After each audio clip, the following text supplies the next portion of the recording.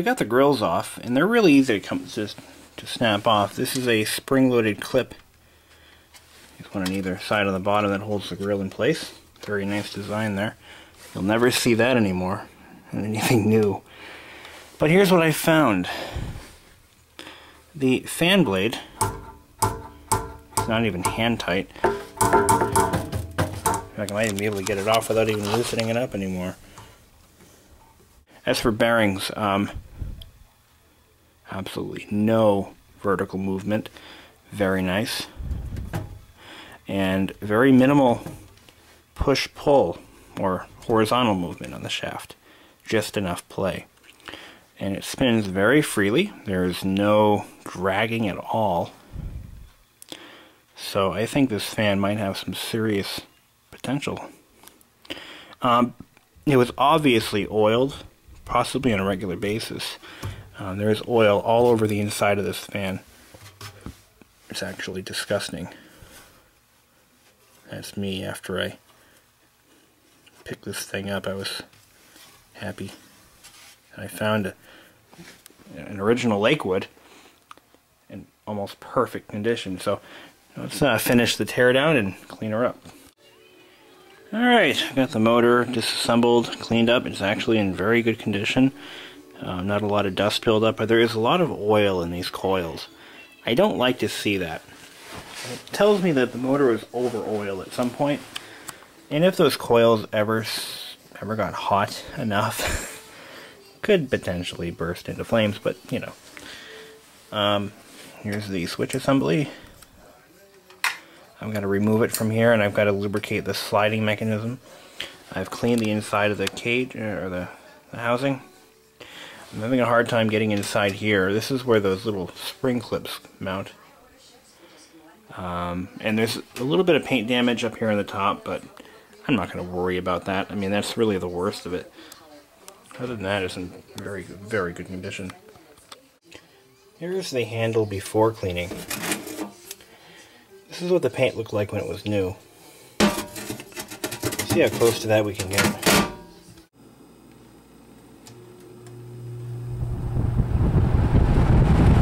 Much better. No vibrations, no unusual noises, no smoke.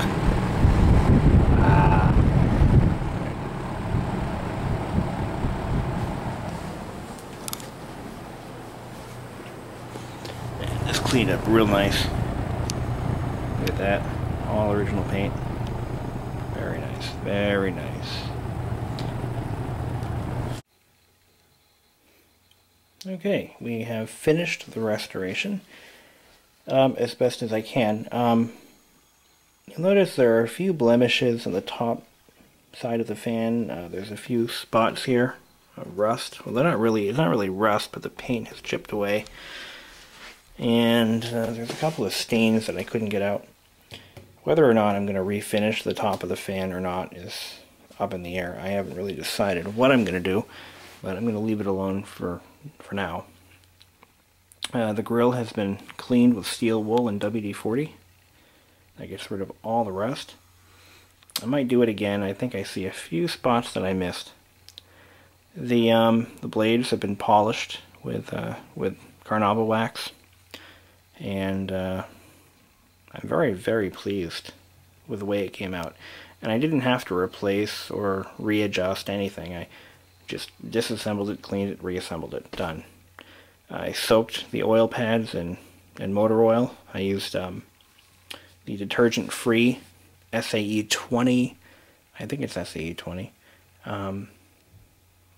fractional horsepower electric motor oil by 3-in-1.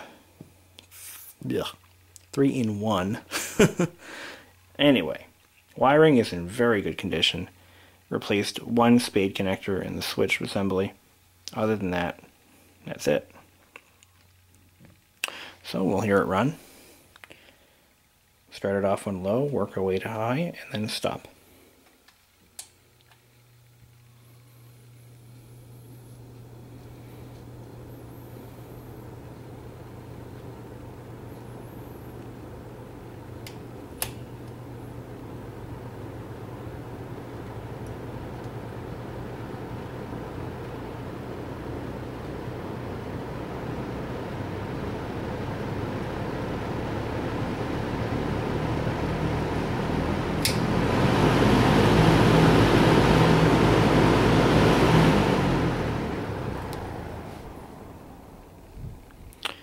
Okay, and I'd like to share with you a story that dates back to my early childhood. My grandparents owned a 1970s Lakewood Country-Aire Deluxe. It was a brown, square-cornered box fan with a white plastic grill, and I believe it had the same GE motor. And the only difference between this and the deluxe model would have been the control panel on top with the 4 push-button switch on one side and a thermostatic control on the other. It was a great fan, but for a 2-year-old it was a very scary fan. A lot of children develop fears or phobias of certain household appliances. You know, be it garbage disposals, vacuum cleaners, things that make a lot of noise, they look dangerous, they look sharp. For me, it was that Lakewood fan. It wasn't anything particular about the fan, just the whole damn thing. It was scary looking, number one. It had these ominous, enormous metal blades. It made a very creepy, howling sound throughout its operation, especially during startup. And it would come and go as the wind would push against it if it was in the window. Or the fan just looked scary and creepy, and I was afraid of it. I wouldn't go near it until one day I was really curious. The thing was sitting in a windowsill, and I walked up to it, and I guess I brushed off my fears. I think I was 3 years old. I remember my entire childhood, all the way back to when I was 1 year old. So it's like yesterday. But anyway, I walked up to it, and I'm playing with the controls, and my grandmother came from behind me like, "Don't play with that thing; it'll chop your fingers off." So one thing about that fan is it had a very large amount of the grill area was busted off, so I could stick my entire fist in it. And one time I stuck my finger. I mean, I know damn well. I mean, of course, somebody tells you, do this and that'll happen, and you want to prove it to yourself. So I stuck my finger into the grill. Actually, I could touch the metal blade. I remember that as it was spinning. I was an idiot, like many other kids. I didn't lose my finger, but just one of those experiences that I remember. I think I couldn't have been more than 3 at the time.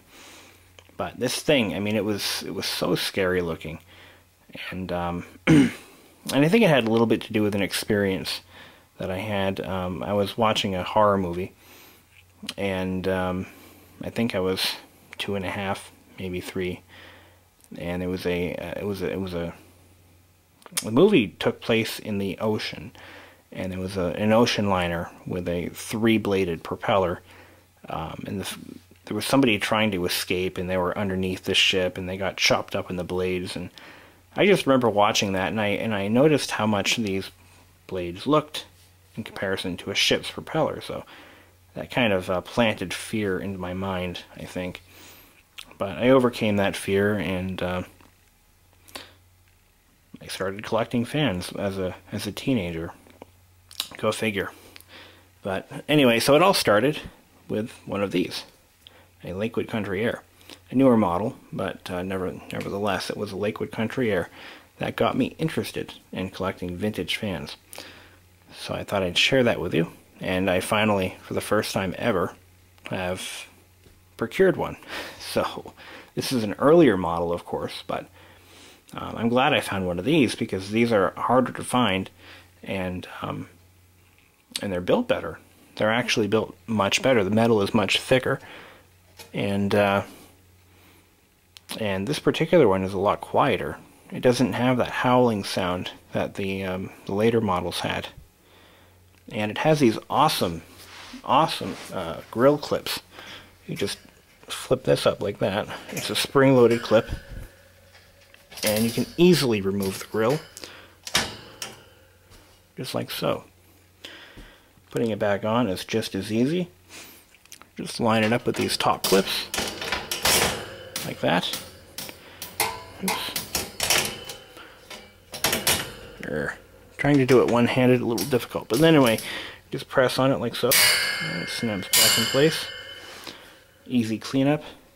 Can't ask for anything better than that. Well, hope you've enjoyed the video. If you have any questions, feel free to leave them in the comments field.